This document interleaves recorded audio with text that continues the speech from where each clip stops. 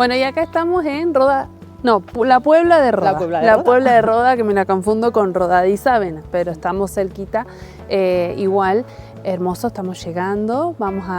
Esto es un pueblo que está a 27 kilómetros de Graus y tiene 105 habitantes. Muy curioso. Así que bueno, estamos yendo caminando. El día nos deja porque estaba lloviendo hasta recién. Ahora paró un ratito. Igual tenemos los paraguas. Vamos preparadas. Y vamos preparadas. Así que vamos al encuentro con Lola.